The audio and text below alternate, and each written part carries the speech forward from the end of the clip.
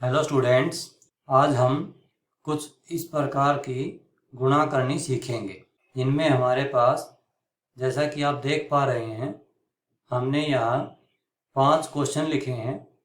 इन पांचों क्वेश्चनों में कुछ समानता है। उस समानता को यदि हम ध्यानपूर्वक देखें तो वो हमारे पास क्या है। एक तो इन सभी में इकाई का अंक 5 है।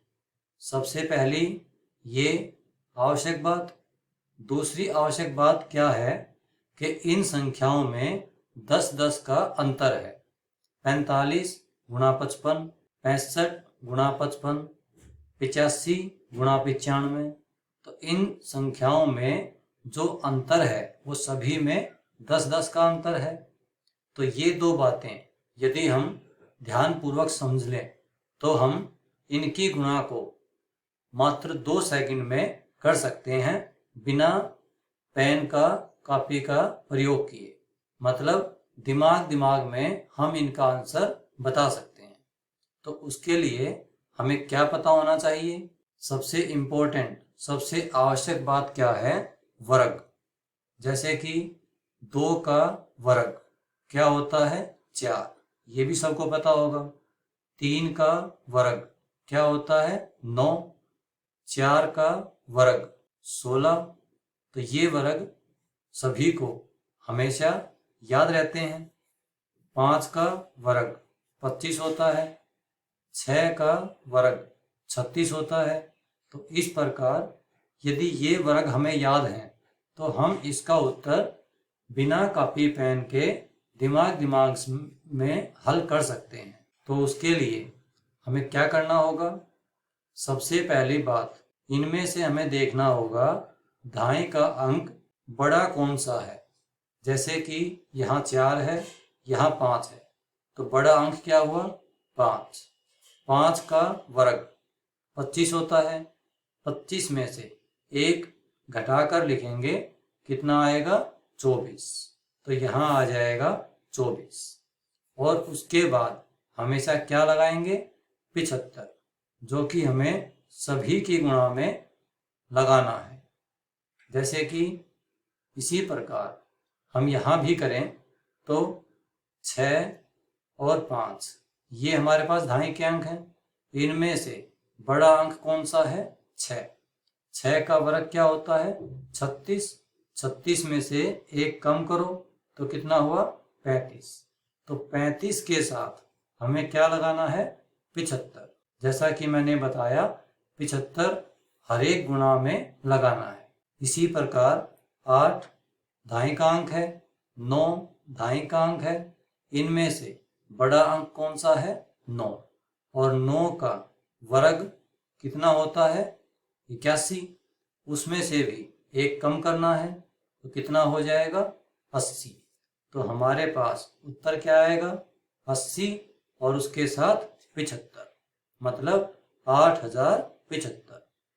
75 जो है वो इन सभी गुणाओं में हमेशा आएगा। अब इसी प्रकार यहाँ भी देखें, 4 और 3 इनमें से कौन सा अंक बड़ा है? 4। 4 का वर्ग 16। 16 में से 1 कम करो तो कितना आ जाएगा? 15। तो हमारा उत्तर क्या आएगा? 1575। 75 जो है वो हर एक में आएगा। इसी प्रकार यहाँ भी देखें, 6 और 7 इनमें से बड़ा कौन सा है? 7। 7 का वर्ग क्या होता है? जैसा कि आपको पता होगा, 7 गुणा 7 49। उसमें से 1 कम करेंगे तो क्या आ जाएगा? 48। तो इसका उत्तर क्या बना? 4875। अब ये कोई आवश्यक नहीं है कि 2 ही अंकों की गुणा इस नियम के अनुसार हम कर सकते हैं। हम इस गुणा में 3-3 अंक का भी प्रयोग कर सकते हैं। बस हमें उनके वर्ग याद होने चाहिए। जैसे कि उदाहरण के लिए 135 गुणा 145, हम इस गुणा को भी इस नियम के अनुसार कर सकते हैं। जैसा कि हमने यहाँ दाएं का अंक लिया था, तो वैसे ही हम यहाँ भी करेंगे। दाएं और सैकड़े का जो अंक है वो देख लेंगे।